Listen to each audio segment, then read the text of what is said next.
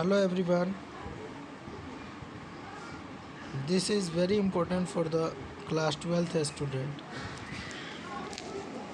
And today's topic we have selected, that is the molecular basis of inheritance.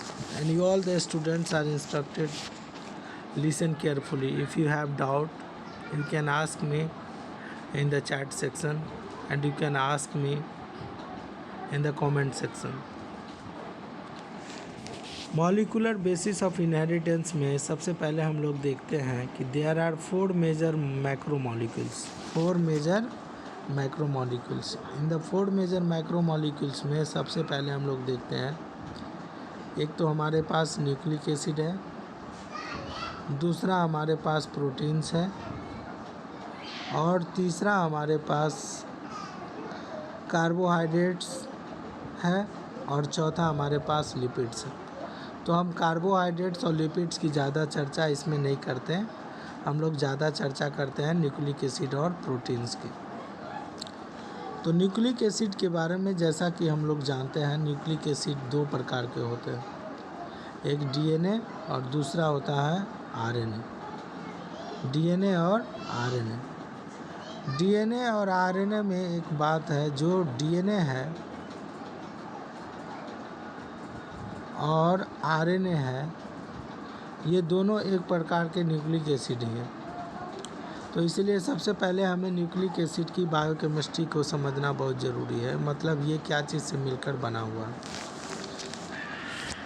तो जो nucleic acid मिलकर बना हुआ है वो तो पॉलीन्यूक्लियोटाइड से मिलकर बना हुआ है। मतलब पॉली मतलब बहुत सारे न्यूक्लियोटाइड, पॉली मतलब बहुत सारे न्यूक्लियोटाइड से मिलकर बना हुआ है। जैसे मान लीजिए हमने डीएनए का एक स्ट्रैंड बनाया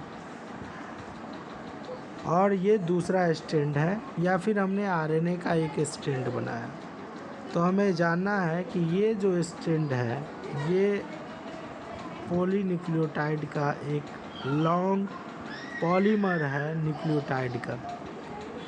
तो लॉन्ग पॉलीमर है न्यूक्लियोटाइड का, तो इसका मतलब है कि इसका जो मोनोमेरिक यूनिट है वो है क्या, न्यूक्लियोटाइड। मोनोमेरिक यूनिट क्या होगा, न्यूक्लियोटाइड होगा। तो एक न्यूक्लियोटाइड ये हो गया हमारा, दूसरा न्यूक्लियोटाइड ये हो गया, तीसरा न्यूक्लियोटाइड ये हो गया, चौथा न्यूक्लियोटाइड ये हो गया, पांचवा न्यूक्लियोटाइड ये, छठा और सातवां ये, आठवां ये, 1 2 3 4 5 6 7 8। तो बहुत सारे न्यूक्लियोटाइड से मिलके, पहले तो एक न्यूक्लियोटाइड दूसरे न्यूक्लियोटाइड से मिलेगा तो डाइन्यूक्लियोटाइड बनेगी, फिर ट्राइन्यूक्लियोटाइड, फिर टेट्रा, इस तरह से 6 से 10 हमारा ओलिगोन्यूक्लियोटाइड कंसीडर करते हैं और मोर देन 1000 हमारा पॉलीन्यूक्लियोटाइड कंसीडर किया जाता है, जिसको अपन न्यूक्लिक एसिड कहते हैं। अब इस कंडीशन में हमें जानना ज़रूरी है कि ये जो न्यूक्लियोटाइड है वो न्यूक्लियोटाइड क्या चीज़ से मिलकर बना हुआ है। तो सबसे पहले हमने जाना कि न्यूक्लिक एसिड जो होते हैं वो पॉलीन्यूक्लियोटाइड चेन होते हैं। पॉलीन्यूक्लियोटाइड में एक न्यूक्लियोटाइड के बारे में चर्चा करेंगे जो मोनोन्यूक्लियोटाइड कहलाएगा। मोनो मतलब वन। अब इस कंडीशन में हमको जानना है कि ये न्यूक्लियोटाइड 3 चीज़ों से मिलकर बने होते हैं। एक तो नाइट्रोजिनस बेस होता है, दूसरा यहाँ पे हम लोग को पेंटोज शुगर होता है और तीसरा हम लोग को फॉस्फेट ग्रुप होता है। तो नाइट्रोजिनस बेस, पेंटोज शुगर और फॉस्फेट ग्रुप, 3 चीज़ें मिलती है बनते हैं। जब अपन नाइट्रोजिनस बेस, पेंटोज शुगर और फॉस्फेट की चर्चा करते हैं तो इसको अपन बोलते हैं न्यूक्लियोटाइड। क्या बोलते हैं, न्यूक्लियोटाइड, न्यूक्लियोटाइड बोलते हैं। लेकिन जब इसमें से फॉस्फेट ग्रुप रिमूव हो जाता है, क्या हो जाता है, फॉस्फेट ग्रुप हट जाता है। जब फॉस्फेट ग्रुप इसमें से हट जाता है तो इसको अपन बोलते हैं न्यूक्लियोसाइड, न्यूक्लियोसाइड। तो nitrogenous base plus pentose sugar is considered as nucleoside, nucleoside. तो न्यूक्लियोसाइड में मतलब फॉस्फेट ग्रुप साइड हो जाना। यहाँ पे आप देखिए ध्यान से, तो लिखा हुआ है कि जो न्यूक्लियोसाइड है वो नाइट्रोजनस बेस और पेंटोज शुगर से मिलकर बने हुए हैं।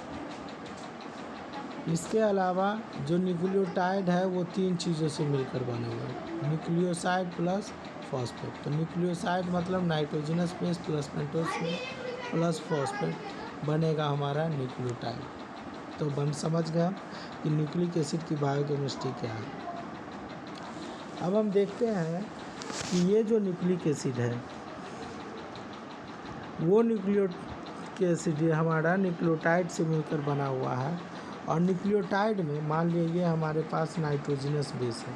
तो नाइट्रोजनस बेस स्पेशली हमारा 2 प्रकार के होते हैं, एक होता है प्यूरिन और दूसरा होता है पिरिमिडिन, दूसरा होता है पायरिमिडिन।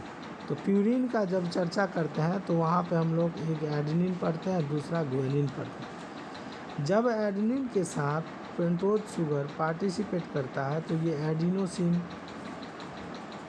हो जाते हैं। क्या हो जाता है? एडिनोसिन बोलते हैं उसको अपन। क्या बोलते हैं? एडिनोसिन। उसको अपन बोलते हैं एडिनोसिन। और अगर इसमें फॉस्फेट ग्रुप जुड़ जाता है तो ये एडिनोसिन, अगर एक फॉस्फेट जुड़ेगा तो एडिनोसिन मोनोफॉस्फेट एएमपी बोलेंगे, 2 फॉस्फेट तो डाइफॉस्फेट एडिनोसिन डाइफॉस्फेट, 3 फॉस्फेट तो एडिनोसिन ट्राइफॉस्फेट। तो इस तरह से हमारे पास एटीपी बनता है जो बायोलॉजिकल एनर्जी करेंट है। ये भी एक प्रकार का प्यूरिन है। तो हमको जानना है कि जो हमारे पास एडिनोसिन है वो हमारा न्यूक्लियोसाइड है, एडिनोसिन मोनोफॉस्फेट हमारा न्यूक्लियोटाइड है और एडेनिन हमारा नाइट्रोजनस बेस है।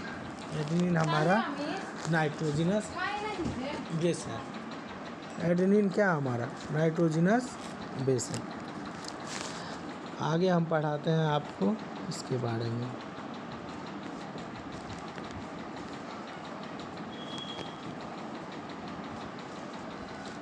हमने आपको अभी बताया क्या? ये नाइट्रोजनस बेस और पेंटोज शुगर के बारे में, पेंटोज शुगर और नाइट्रोजनस बेस के बारे में हमने आपको बताया। ये न्यूक्लियोसाइड कहलाता है, ये न्यूक्लियोटाइड कहलाता है। अब इसमें जानना ज़रूरी है कि जो हमारे पास न्यूक्लियोसाइड है वो कैसे बनता है। तो न्यूक्लियोसाइड में मान लीजिए हमारे पास एक स्ट्रक्चर है जिसका नाम है प्यूरिन, और प्यूरिन में हम लोग मान लीजिए एडेनिन की चर्चा करते। तो जो नॉर्मल स्ट्रक्चर प्यूरिन का वो इस तरह से है, यहाँ पे N रहता है, यहाँ पे N, यहाँ पे N और यहाँ पे N। 1 2 3 4 5 6 7 8 9, 9 नंबर पे भी N, 1 नंबर पे भी N, 3 नंबर पे भी N और 7 नंबर पर, मतलब 1 3 7 9, 1379 याद रखना है। ये बेसिक स्ट्रक्चर है प्यूरिन का।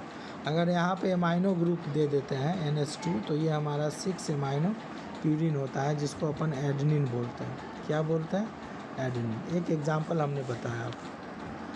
अब इस एडेनिन में जब अपन पेंटोज शुगर को ऐड करेंगे, क्या चीज़ को ऐड करेंगे? Pentose sugar.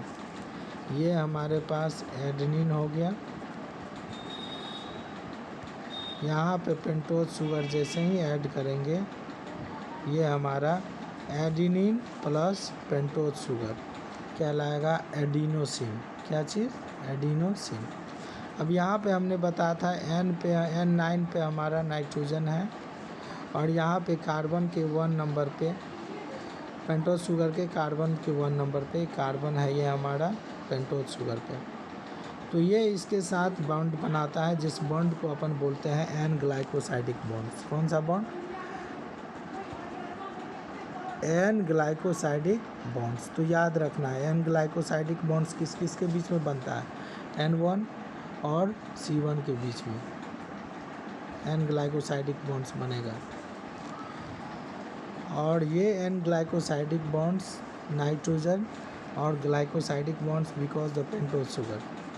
तो इस तरह से हम देखते हैं एडिनोसिन हो जाता है, डीऑक्सी एडिनोसिन हो जाता है, साइटिडीन। ये हमारा क्या चीज़ का एग्जाम्पल है? न्यूक्लियोसाइड का। अब इसमें जानना है कि न्यूक्लियोटाइड कैसे बनते हैं। क्या चीज़? न्यूक्लियोटाइड कैसे बनते हैं। तो हमने बताया कि ये नाइट्रोजिनस बेस है, इसके साथ हमने पेंटोज शुगर को ऐड करा है। पेंटोज शुगर में हमारे पास 5 कार्बन है, 1 इंगेज है।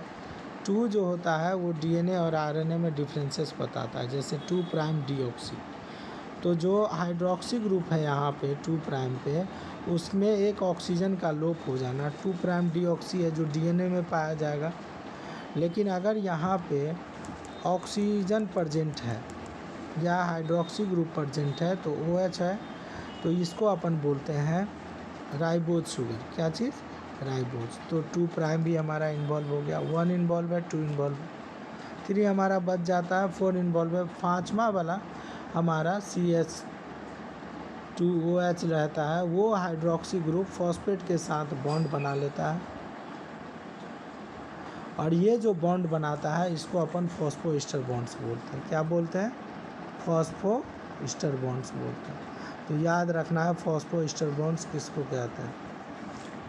यहाँ पे हमारे पास वो है, यहाँ पे फॉस्फेट है, ये वाला जो बॉन्ड बना वो हमारा फॉस्फोइस्टर बॉन्ड्स बना।